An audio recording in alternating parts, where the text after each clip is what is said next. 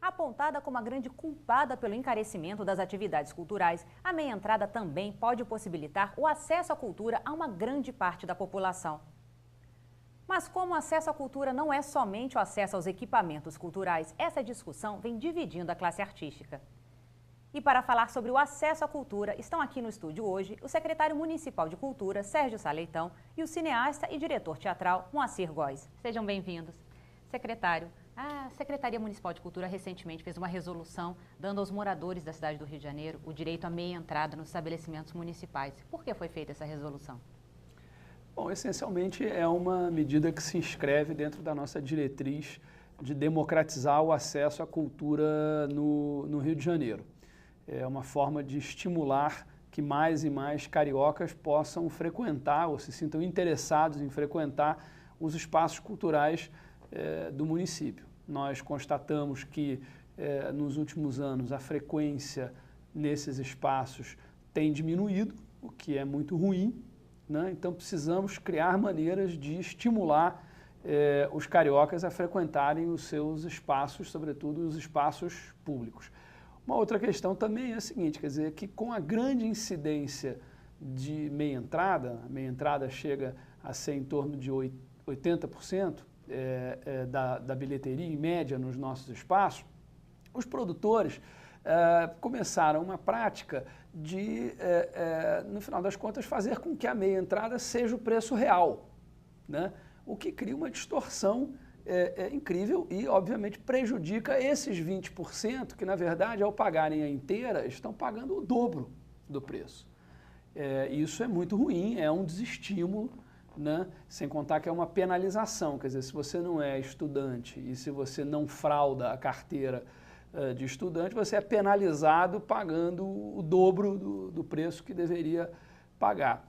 O terceiro aspecto que eu queria destacar é que os espaços culturais da prefeitura, eles são mantidos com recursos públicos, com recursos da prefeitura, oriundos dos tributos que os cariocas pagam.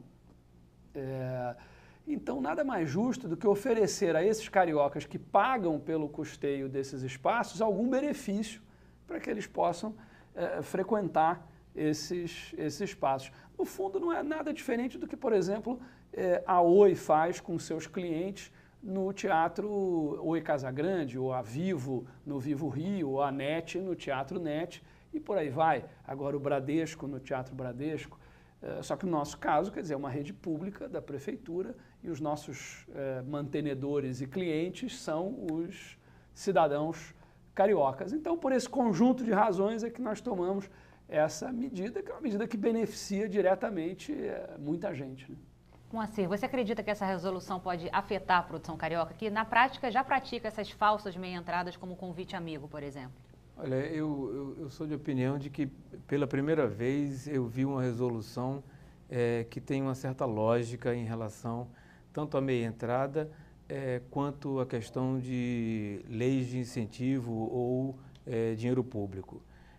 Eu sou muito crítico em relação à lei da meia-entrada, exatamente porque eu acho que o Estado não pode legislar com o bolso do produtor, que é o que acontece, por exemplo, quando você tem a livre iniciativa, a iniciativa privada. Eu posso montar uma peça com o meu dinheiro, botar num teatro privado e o Estado não tem que legislar sobre o meu ingresso. Eu posso cobrar $1 milhão, eu posso cobrar 5 reais.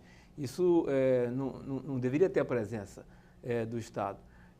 Onde tem que ter a presença do Estado, eu acho, quando ele é mantenedor do espaço público, ou seja, aquilo é um bem coletivo, porque é bancado pela coletividade, ou quando, por exemplo, ele é financiador da produção. Não entra na minha cabeça, por exemplo, que o financiamento público, através de leis de incentivo, não preconize, de alguma maneira, uma política de ingresso, uma política de preço de ingresso. Porque, em última instância, quem está financiando é quem está comprando também o ingresso. Então, o cara é como se fosse uma bitributação, ou seja, uma bicobrança. O cara financia o produto que ele vai usufruir e, ao mesmo tempo, ele tem que pagar por aquele produto. entende? Então, assim, é a primeira vez que eu vejo uma lei ou uma resolução que é absolutamente justa, né? Assim, se eu não quero, por exemplo, entrar nesse jogo ou aceitar essa deliberação, eu procuro um teatro privado, entende? Isso agora, no teatro privado, eu não deveria passar por aquilo que eu passo, que é o Estado querer fazer política pública com dinheiro de produtor. Isso não é justo, entende? E no caso dos teatros municipais, por exemplo, eles oferecem, né, equipamentos técnicos, não cobram aluguel.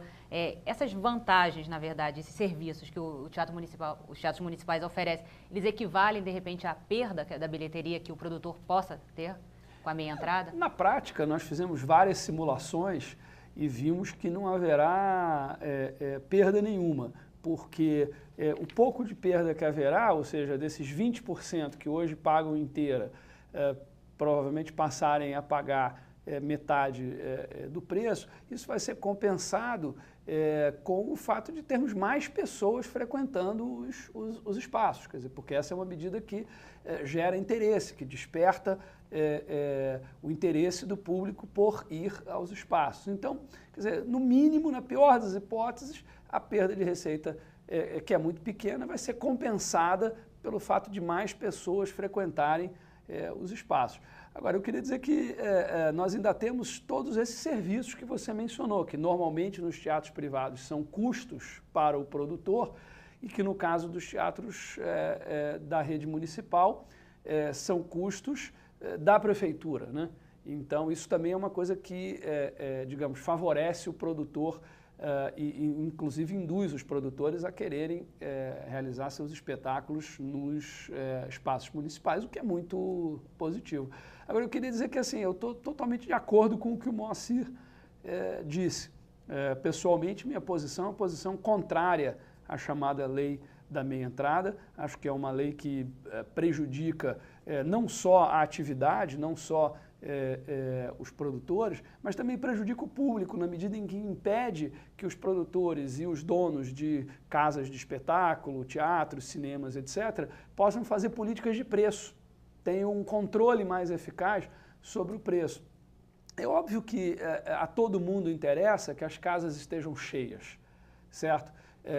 E eventualmente você tem horários, dias em que há mais interesse ou menos interesse. Então, certamente, quer dizer, os donos de casas de espetáculo, de cinemas, etc., teriam um grande interesse em fazer promoções com preços acessíveis e convênios com entidades, com associações, etc., sobretudo para preencher aqueles espaços onde, ou aqueles dias, aquelas datas onde há menos frequência, o que tenderia a beneficiar todo mundo. Eu acho que se a lei da meia entrada não existisse, provavelmente estudantes e outros segmentos da população, em média, pagariam menos pelos ingressos do que pagam hoje, sobretudo, como o Moacir falou, nos espaços privados. Nos espaços públicos, a lógica é outra. Aí é uma outra questão. Mas no âmbito federal, os produtores estão lutando para que haja uma cota de meia entrada de 40%, né, em todos os eventos. O que vocês acham disso e também da emissão da carteira ser somente feita pela Uni? Olha, isso na verdade é um remendo, né? Quer dizer, é uma tentativa de conciliar posições. Acho que é um avanço em relação ao que tem hoje, que é a meia entrada indiscriminada, que acaba não sendo política social, ao contrário, até pune determinados segmentos, né? Acho que a gente poderia ter também outros critérios, né? Quer dizer, acho que, por exemplo, desempregados poderiam ter, ou você poderia ter algum critério censitário, tá certo, em relação à renda das pessoas, seria uma coisa mais justa, né? Porque assim, essa coisa do estudante também tem que ser discutida, né? Porque assim, muitos jovens de classe média ou de classe alta recebem mesadas que são maiores do que provavelmente qualquer um de nós aqui ganha de salário pelo trabalho que realiza. E eles pagam meia tanto quanto enfim, o estudante que não tem nenhuma fonte de receita, o que também é uma injustiça. Toda vez que você trata desiguais de forma igual, você aprofunda as injustiças.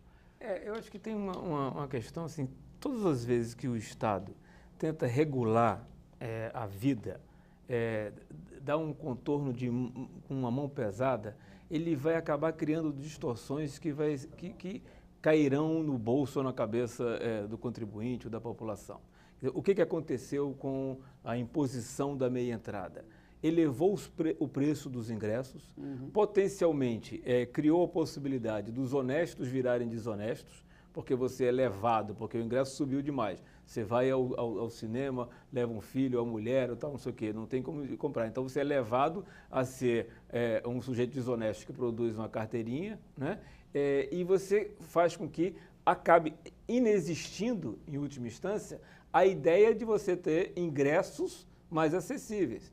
Eu me lembro muito bem que em várias peças, há anos atrás, quando a peça não ia bem, você fazia uma temporada popular e aí enchia o teatro. Outros momentos, por exemplo, e é muito difícil você fazer um sucesso, quando o sucesso estava se dando ali, você fazia e esgotava aquilo e depois você mudava de teatro, ia para um teatro no centro ou em algum lugar e fazia uma temporada popular. Isso acaba com essa intervenção, percebe? Assim, cria tantas distorções ao ponto de criar agora o monopólio da carteira de estudante, que vai ser na Uni. Quem vai controlar isso? Como é que a gente sabe em que situação isso vai se dar num país dessas dimensões? É uma maluquice, quer dizer, é um monstrengo que vai criando filhotes monstros, na verdade.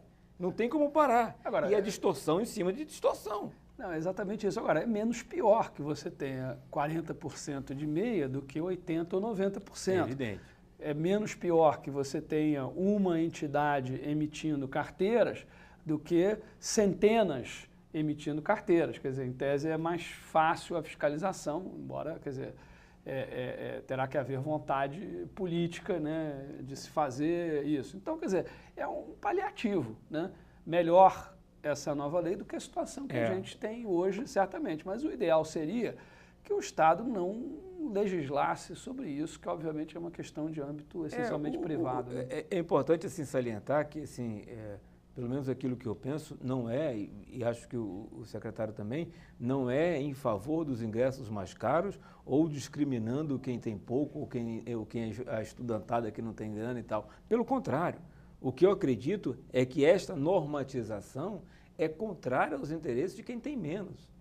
Entende? Porque não há produtor no mundo que queira o seu produto com a plateia vazia, a sua peça, o seu show, o seu filme, pelo contrário. Então, ele é o mais interessado em desenvolver mecanismos de atrair público. Se você tem um público de 10 milhões de pessoas pagando R$1, é melhor do que ter um público de 1.000 pessoas pagando 30, 40, você entende? Então, assim, os mecanismos pelos quais o produtor vai reinventar uma maneira de vender o seu produto, de ter acesso, de comunicar, de ter o seu lucro, é a potencialidade criativa do mercado se desenvolver, entende? Senão a gente fica sempre, e esse é um problema do Brasil, sempre atrelado como diria Blanche de Bois, aos cuidados dos outros, a boa atenção dos outros. Uhum. Mas antes as produções teatrais, por exemplo, elas viviam de bilheteria e hoje não conseguem mais. O que mudou? Mudou o absurdo que se tornou o preço das produções no Brasil. Eu sou produtor de teatro, entro agora como produtor de cinema e sempre vivi da minha produção e da minha profissão. Eu acho que os produtos no Brasil estão absolutamente superfaturados. E estão superfaturados por uma distorção das leis de incentivo. Porque esse dinheiro é um dinheiro a fundo perdido. Então, eu posso fazer perfeitamente um orçamento de 16 milhões para fazer um musical, porque eu vou conseguir esse dinheiro no mercado e eu não tenho nenhum compromisso com o retorno dele. E nem até com a grande e boa utilização dele. Entende? É preciso que a gente volte à ideia de que o retorno tem que vir da bilheteria, que o retorno tem que vir do sucesso do seu empreendimento. Se o retorno vier do sucesso do seu empreendimento, você lutará por ele. Se ele não vier do retorno de bilheteria, você não lutará por essa comunicação com o público. Percebe? Em todo lugar do mundo, você tem a presença do Estado, você tem um diálogo com isso, há coisas que o Estado tem que entrar, estrutura, acesso, popularização, tudo isso a gente pode conversar sobre isso. Agora, fazer com que o retorno do produtor se dê fundamentalmente pela produção, quando a produção é financiada com dinheiro público, é uma distorção tal que a gente cria verdadeiras superproduções, seja em que área for, que não precisam dar certo. Entende? E se não precisa dar certo, meu amor, eu não vou cuidar para que dê. Esse é que é o problema. Então, eu não vou pensar em última instância em quem eu tenho que pensar, que é no público. Estabelecer essa comunicação. Se eu posso ter uma plateia de 10, eu não preciso de uma plateia necessariamente de 1 milhão. Você entende? Mas se eu tenho que, para financiar a minha atividade e fazer avançar esse mercado, pensar em comunicação e em vender o meu produto, aí a coisa muda de figura. Entende? Esse é um nó no Brasil. Quer dizer, isso é quase como se você fosse um vendilhão do templo, um sujeito que está com o pé na cruz, alguma coisa desse tipo, né? Você falar em lucro, você falar em atividade de mercado, você falar em produto, quando se trata de questões artísticas, passa a ser uma loucura, né? Secretário, no cinema, qual a influência da Meia Entrada no cinema? É muito parecida com o que acontece nas demais áreas, né? Quer dizer, você tem hoje em torno de 80% a 90% de meias entradas. O que acontece nos cinemas é que as empresas exibidoras, elas conseguiram maneiras de compensar isso fazendo acordos com bancos ou com marcas, com patrocinadores, etc., que faz com que, no final das contas, todos os ingressos sejam meia entrada ou uma incidência até maior, e que esses patrocinadores compensem o cinema pela diferença, porque é um benefício que eles estão oferecendo para os seus clientes. Então, o cinema começou a fazer isso, outras áreas até seguiram. Na música você tem, talvez no teatro alguma coisa. Agora, obviamente, quer dizer, isso aí é a tentativa de salvar a pátria, né? Quer dizer, o problema original é que é uma legislação que interfere numa atividade que é essencialmente privada, né? Que é objeto de um contrato social entre quem oferta o produto e quem consome o produto, deveria ser regulado pela relação entre oferta e demanda, como todo o resto, né, da economia, mas por alguma razão eu acho que assim, culturalmente no Brasil nós tendemos a ter uma visão de que cultura não é economia, de que em cultura não tem que ter sustentabilidade, que em cultura não tem que haver empreendedorismo, etc. O que é uma coisa muito, eu diria, nociva, né? Achei muito significativo, por exemplo, que no Estatuto da Juventude, que o Congresso brasileiro recentemente aprovou, que no artigo que fala sobre transporte público, está dito lá que os estados e municípios deverão ter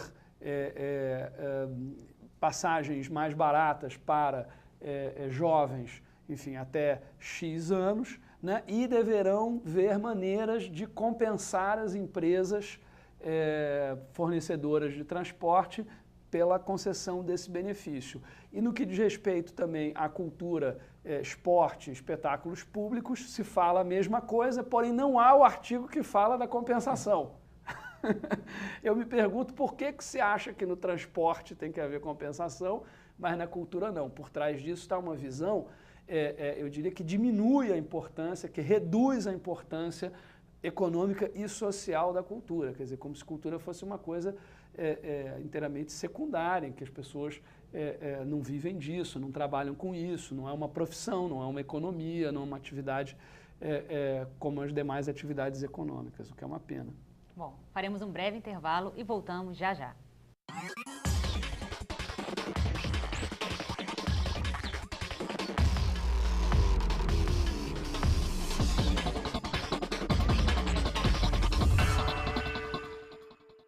De volta com o Pense Rio sobre o acesso à cultura.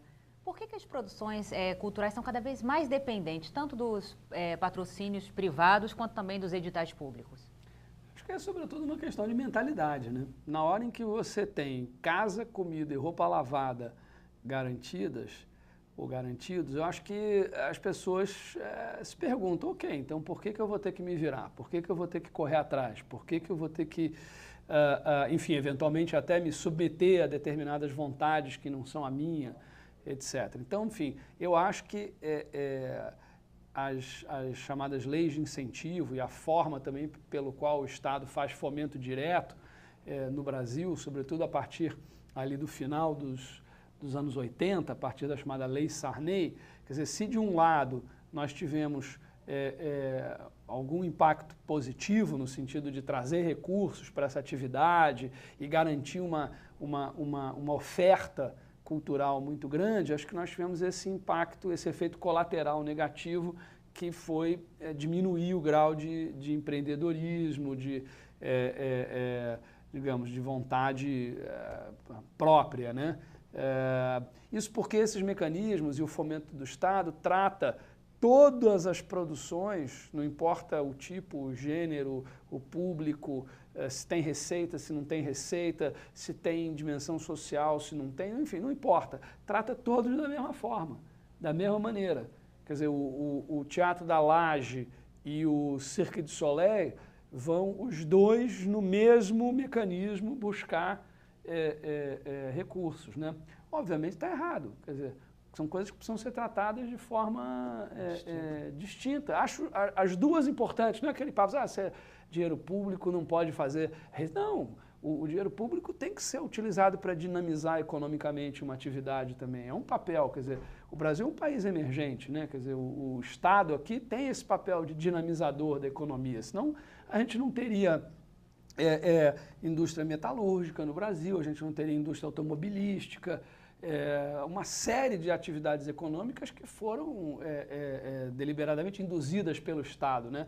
No caso da cultura, a gente tem tradicionalmente investido de uma maneira que gera dependência e que, em vez de gerar sustentabilidade, de estimular o empreendedorismo, de, enfim, incentivar que a cultura também seja uma atividade econômica, garantindo o direito à diversidade, a democratização do acesso, tudo isso, nós tivemos esse efeito colateral e até às vezes extremamente perverso, porque nós tínhamos setores como o próprio teatro, enfim, que tinham, onde você verificava uma grande dose de empreendedorismo, né? E que acabou, enfim, isso se perdendo. Mas eu acho que a gente tem, por outro lado, nesse momento, revisto isso em uma série de atividades, né? Acho que ali a partir da gestão do ministro Gilberto Gil começou a se colocar, a partir do Ministério da Cultura, depois do BNDES, em algumas outras instituições, essa discussão, esse debate sobre os impactos das leis de incentivo e do financiamento público, quer dizer, e o que nós queremos para a cultura brasileira, né? Eu acho o seguinte, quer dizer, hoje, se acontecesse o que aconteceu ali ali no governo Collor, quer dizer, de acabar com a Embrafilme, acabar com a Lei Sarney, acabar com as instituições culturais do Estado, a produção cultural brasileira hoje é praticamente zero da noite para o dia, certo? Apenas algumas áreas que hoje são inteiramente privadas que se manteriam. Ora, isso não é bom para ninguém. Essa constatação não é boa para ninguém. Quer dizer, que nós estamos à mercê, no final das contas, da vontade, do desejo, do interesse dos governantes de plantão. Quer dizer, o que nós temos, acho que a partir do campo da cultura, desejar é o contrário. Quer dizer, um grau de independência cada vez maior, um grau de solidez cada vez maior. E para isso nós precisamos diversificar as formas de fomento público. O Estado tem sim que dar um empurrão, né, mas tem que dar um empurrão em direção da sustentabilidade, do desenvolvimento e não da dependência. Eu sou uma voz minoritária dentro da minha categoria, né, da minha classe artística. Eu acho que, fundamentalmente, as obras, o trabalho tem que dar resultado. Principalmente se está ligado a dinheiro público. Eu acho que, não tenho nenhuma ilusão a respeito disso, a gente vai se manter dentro desse desenho de financiamento público da cultura a 100%, né, porque toda a cultura hoje brasileira quase ela é financiada com dinheiro de lei de incentivo, mas eu acho que, em sendo assim, é preciso modernizar isso. É preciso estabelecer outras relações, né? E essas relações passam por uma perspectiva de retorno. Se temos a parceria com o Estado, temos que ser sócio do Estado. O modelo de hoje não é de sociedade. O modelo de hoje é de apadrinhamento, né? Assim, é um dinheiro que se não der certo, só o Estado perde, porque é fundo perdido. No entanto, se der certo, o Estado não compartilha desse sucesso, desse retorno. Então, o que me pergunto é o seguinte, dinheiro que financia um filme, que dá muito certo, que vende milhões, nessa hora o Estado não tem nenhum retorno? Ou seja, o Estado só está presente para perder? Né? É como se o Estado não fosse nada, não fosse a representação de uma coletividade. É como se esse dinheiro não tivesse dono. O dinheiro tem dono. Então, se eu houver sócio, é para ter sócio, né? É quase como um casamento, tudo bem, na alegria e na tristeza a gente está aqui e vamos em frente. Mas essa é uma relação que hoje está muito desigual, que eu acho que tem que ser repensada. Não interessa a classe artística de uma maneira geral, eu digo isso com muita tranquilidade, vou ganhar mais alguns inimigos por conta disso, não interessa a classe artística pensar nessa reformulação. A classe artística é um pouco responsável também por essa deformação, eu acho isso. Os produtores, as pessoas que vivem nessa relação. Mas cabe ao Estado também propor a discussão disso. E em determinado momento, quando isso foi proposto, compareceu à mesa como dirigismo cultural. A grande questão do retorno, da contrapartida, etc, etc, etc. Evidente que não é essa a questão, é outra. É muito mais das relações que vão fomentar um mercado que sustente a gente. Porque, em última instância, o que a gente deveria querer é estar livre dessa relação. Produzir e viabilizar e lucrar com essa atividade. A gente tem uma maluquice no Brasil que é adorar dinheiro, mas satanizar o lucro. Isso é quase que uma doença nossa. E o Estado fica muito ligado, na verdade, aos editais de fomento e também aos equipamentos culturais. Na sua opinião, qual é o papel do Estado na cultura? O papel do Estado na cultura é, essencialmente, o de estimular, de promover, de proteger. A cultura é algo que pertence, essencialmente, ao campo da sociedade civil. O Estado não pode ser produtor cultural, não pode ser, enfim... querer se aventurar a determinar o que pode e o que não pode. Né? Então, assim, é um papel basicamente de um incentivador, de um estimulador, de um promotor. E ele tem vários instrumentos para isso, um deles é o recurso público, porque o Estado é um grande poupador, então ele pode ser um grande investidor, na medida em que ele tem sempre uma quantidade grande de... Agora, a ação do Estado, quer dizer, ela tem que se pautar por um conjunto de políticas públicas, né?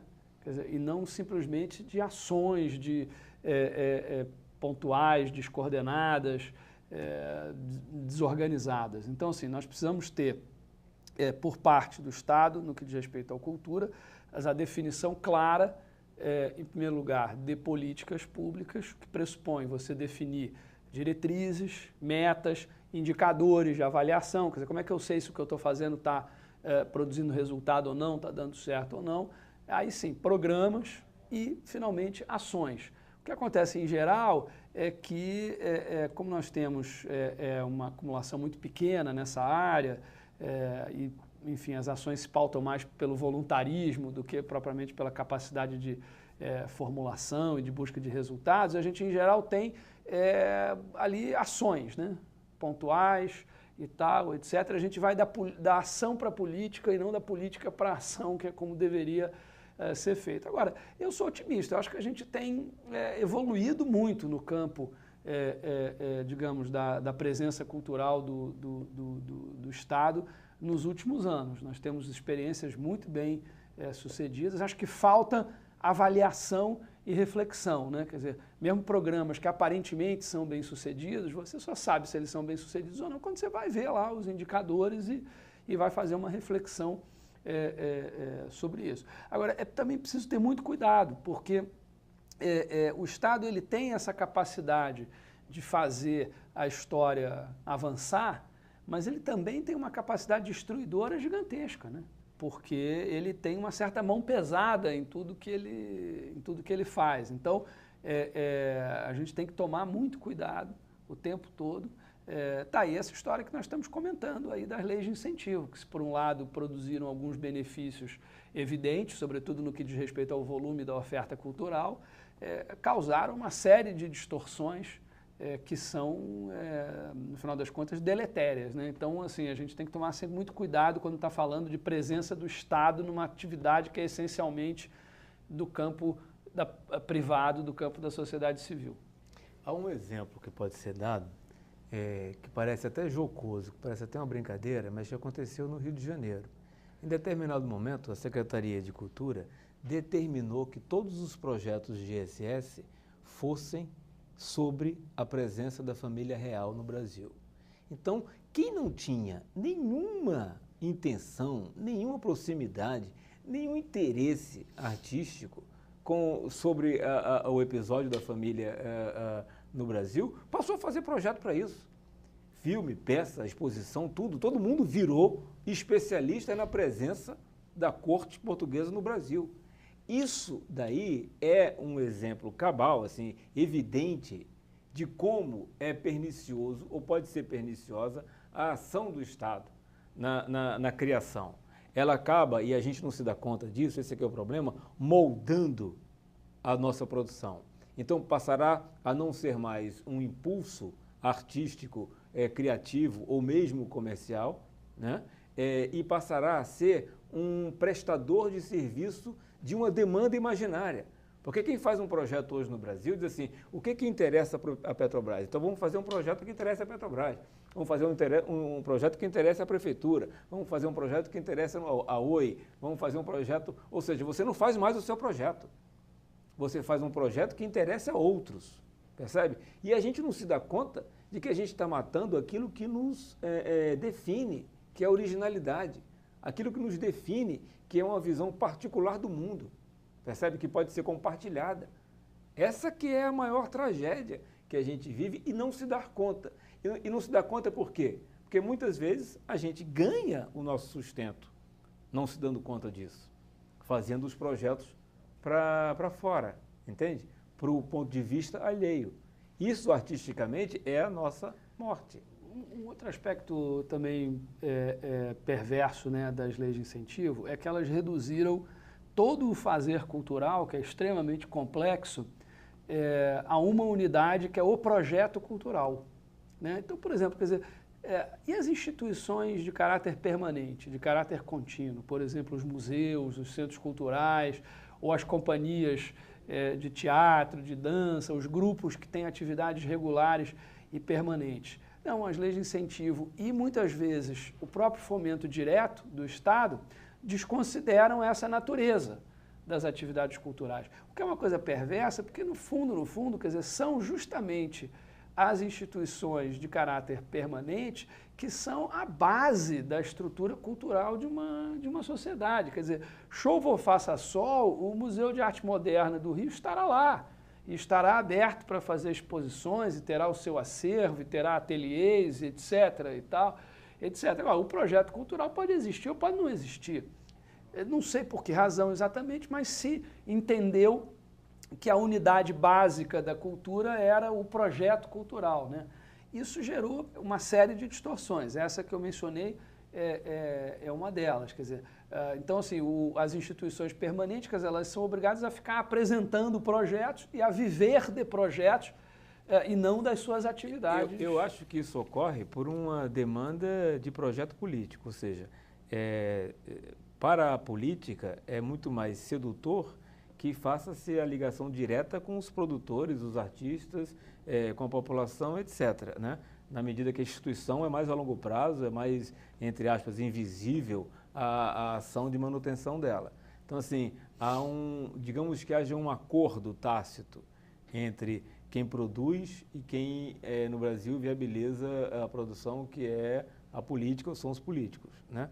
Cada eleição, para qualquer instância, você tem a reunião de artistas com candidatos e depois com eleitos e tal, e o papo é um só, percebe? Às vezes o papo até tem um certo floreamento, como se fosse republicano, mas o que está por trás daquilo ali é aonde é o balcão aonde eu vou levar o meu projeto, percebe? E qual a importância dos equipamentos culturais nessa democratização da cultura?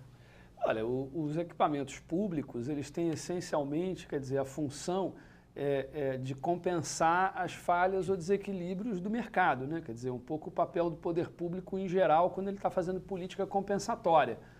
Ou seja, o que o sistema econômico não dá conta, o Estado vai lá e compensa, porque todos os cidadãos têm direitos iguais, certo? A cultura é um desses direitos, está garantido pela Constituição, está na Declaração dos Direitos Humanos Fundamentais, etc. Quer dizer, acesso à cultura é um direito essencial que compõe o que a gente chama de cidadania. O sujeito, para ser um cidadão, ele vota, ele tem liberdade de expressão e ele tem acesso à cultura, à educação, à saúde, etc. Então, onde o mercado não dá esse acesso, então o Estado tem que ir lá e compensar isso. Só que, na verdade, na prática, as coisas não aconteceram dessa maneira ou com essa visão, né? Até em relação à localização. Até em relação à localização. Quer dizer, quando a gente vê lá, observa o georreferenciamento dos equipamentos da rede municipal de cultura, a gente observa uma concentração na Zona Sul e no centro,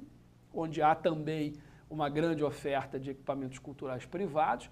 Isso aí, inclusive, gera uma concorrência entre o público e o privado, que é ruim para o privado. Então, quer dizer, a gente deveria estar estimulando o privado. Não, a gente está ao contrário, está prejudicando o privado, porque gera uma concorrência, né? E você observa que tem vastas áreas da cidade, sobretudo nas zonas norte e oeste, onde não há nenhum equipamento de nenhum tipo. E também não há o privado lá. Então, agora, por quê? Porque essa rede ela não foi criada de forma consciente, sistemática, com uma visão estruturante, de política cultural. Quer dizer, ela foi criada muito mais na base do tem um teatro ali privado que o dono morreu e o que faz e tal, a prefeitura vai lá e pega. Ou então, e o teatro vai fechar e a classe se reúne, protesta e tal, aí o prefeito vai lá e pega aquilo, quer dizer, sem nenhuma lógica, sem nenhuma visão de política pública. Infelizmente, eu acho que boa parte dessa rede se constituiu assim. Nos últimos anos, eu acho que a gente teve uma mudança. Primeiro, quando se fez o projeto das lonas culturais. As lonas culturais claramente marcam uma inflexão nessa ordem anterior. Quer dizer, ali há claramente uma visão de criar um equipamento público em áreas onde a oferta cultural é muito pequena e que sejam espaços de circulação, ou seja, que você, de um lado, dê visibilidade para a produção local e, de outro, você leve espetáculos, ações, produtos, etc., de outras áreas para lá, né? De outra forma, a população não teria acesso àquilo. Isso é uma coisa muito interessante. E nos últimos 4 anos, quer dizer, nós passamos a ter a criação das chamadas arenas culturais, que aí são equipamentos com a mesma lógica, mas equipamentos de muito mais qualidade. O que também me parece uma preocupação interessante, né? Assim, eu abomino essa história de que você vai fazer uma coisa para o povo, você faz de qualquer jeito, faz baratinho, porque as pessoas não têm um grau de exigência, não estão acostumadas a nada, ou estão acostumadas a serem maltratadas. É só você observar, em geral, a diferença entre as rodoviárias e os aeroportos, né? Aeroportos têm piso de mármore, etc. As pessoas acham que é normal você gastar muito para fazer um aeroporto luxuoso, mas a rodoviária é uma esculhambação, né? Por quê? Porque é o povo que está sendo atendido ali. Então, acho que as arenas elas rompem com essa lógica, que é uma coisa bacana, ao mesmo tempo que são equipamentos que permitem a democratização do acesso e tal. Então, assim, o que nós estamos planejando aí até 2016 agora, quer dizer, dado o sucesso da experiência das 4 arenas que foram criadas, né? Quer dizer, nós temos Pavuna, Penha, Madureira e Guaratiba, agora passar a fazer a substituição das lonas por arenas, aproveitando os espaços que já existem e também, enfim, toda a relação que já existe entre a população dessas áreas. E a arena é um equipamento de muito mais qualidade, é de alvenaria, quer dizer, as pessoas sentam, você tem palco, você tem camarim, você tem ordimento, você tem tudo que é necessário para uma apresentação de qualidade. E como a Prefeitura pretende investir nos espaços já existentes privados, por exemplo? Então, essa é uma outra maneira que me parece uma maneira inteligente de dar um sentido público a equipamentos que são de propriedade privada, mas que já tem esse sentido e esse uso públicos e que muitas vezes precisam só de um empurrãozinho para que eles possam atrair muito mais gente, possam oferecer mais qualidade, etc. Porque, assim, a minha preocupação como gestor público é fazer com que nós possamos prestar serviços de qualidade para a população, em todas as áreas, né? Então, enfim, se a propriedade é pública ou privada, eu acho um detalhe dentro dessa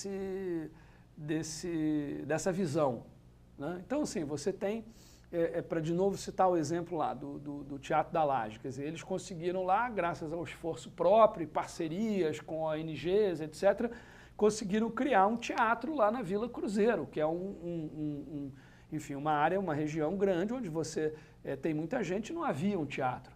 Então, enfim, é um esforço que precisa ser valorizado e compensado. Eles não esperaram o poder público ir lá, eles foram atrás e criaram. Então, quer dizer, eu acho que é justo, quer dizer, de um lado, um reconhecimento por parte do poder público de que aquela iniciativa é uma iniciativa importante, que cumpre uma função pública, e de outro lado, até um estímulo financeiro para que aquele teatro construído ali a duras penas possa ter um equipamento de mais qualidade, uma iluminação, um som, cadeiras, eventualmente uma expansão e tal. E como esse, nós temos aí dezenas. Outra coisa, nós temos também na cidade muitos teatros privados fechados, que pertencem a colégios, que estão, por exemplo, em shopping centers.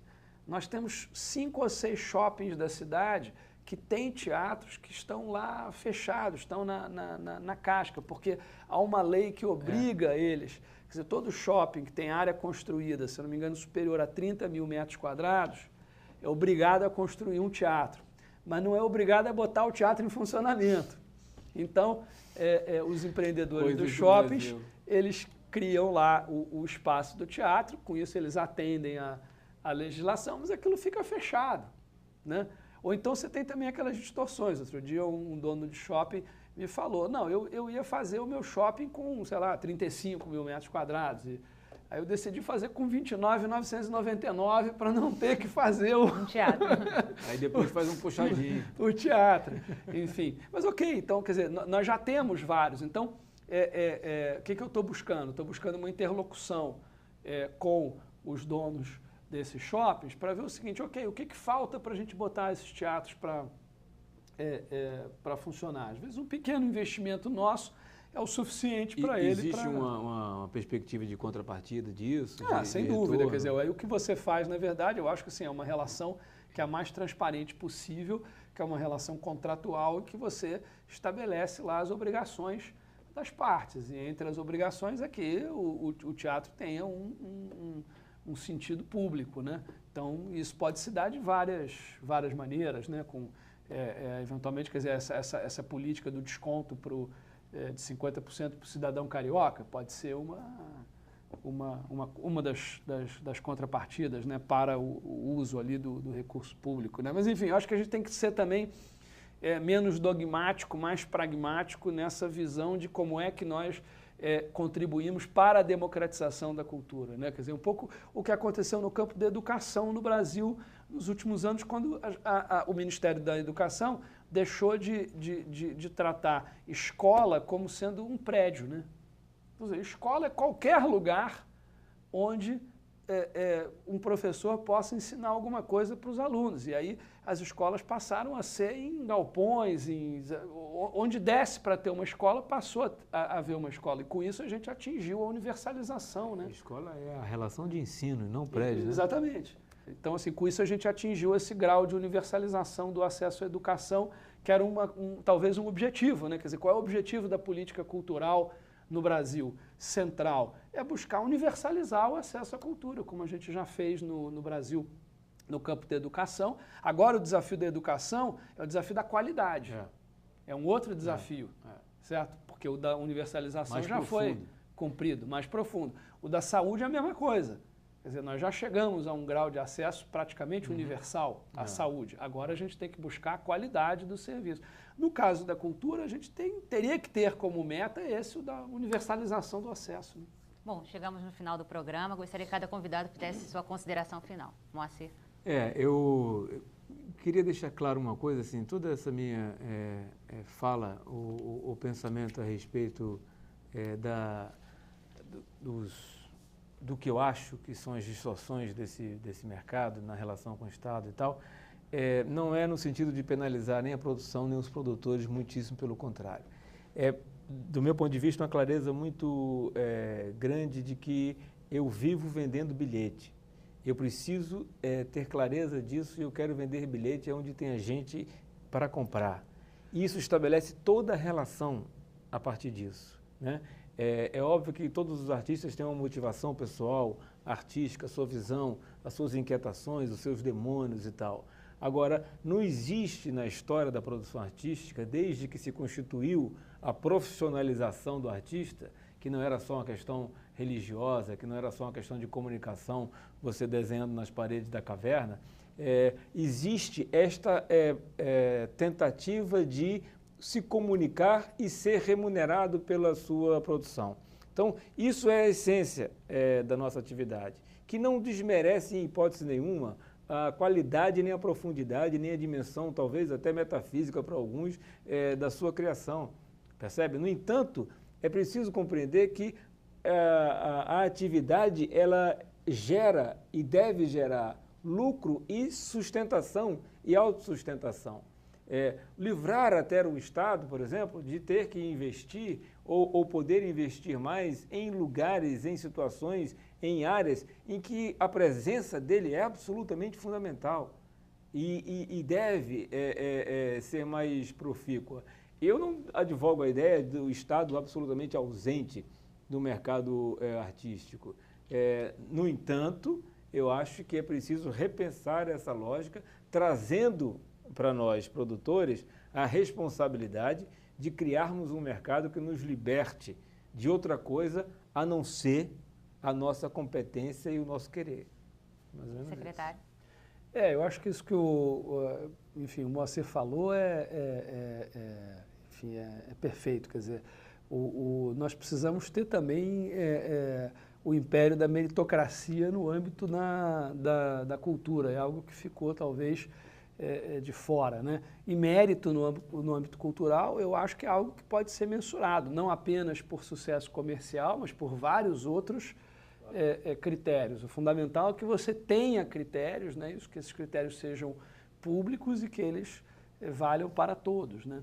Agora, acho que a reflexão é muito importante, quer dizer, as políticas culturais, sobretudo as ações de fomento que nós tivemos nos últimos anos no Brasil foram capazes de gerar uma oferta cultural muito grande, né? Mas o acesso ainda é um grande problema, né? Nós observamos elevados graus de concentração no modo como essa oferta chega à população.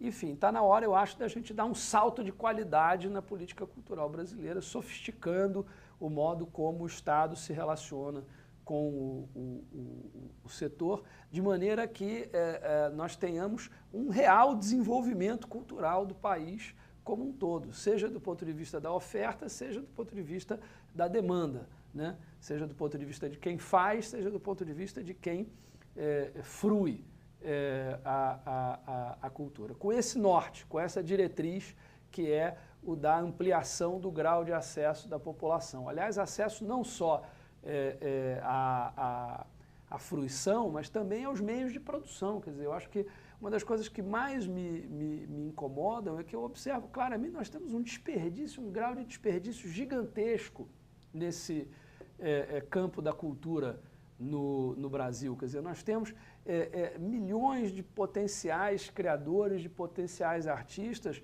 que, por não terem justamente acesso aos meios de produção, acabam não dando vazão ao seu talento, à sua potência criadora. E nós não podemos nos dar ao luxo de desperdiçar isso, né? Quer dizer, nós estamos construindo um grande país, né? Um Brasil potência, um país mais desenvolvido, mais justo, mais democrático, né? Cada vez mais temos avançado direção, e também no campo cultural nós temos que se inserir, ou temos que nos inserir nesse processo. E uma das questões centrais é como é que nós realmente aproveitamos, valorizamos e valoramos essa potência criadora do povo brasileiro, que constitui um dos principais ativos do país. Eu diria que é uma riqueza tão significativa quanto, por exemplo, a riqueza mineral ou a riqueza industrial que nós já temos no Brasil. Na verdade, isso hoje é um ponto estratégico no mundo globalizado, né? Os países hoje, os governos que pensam nisso, pensam na cultura como uma estratégia de mercado global. A produção dos grandes países não é algo que se diga que é meramente financiada ou apoiada, porque somente define o seu caráter, a sua cidadania, etc, etc. Não, absolutamente.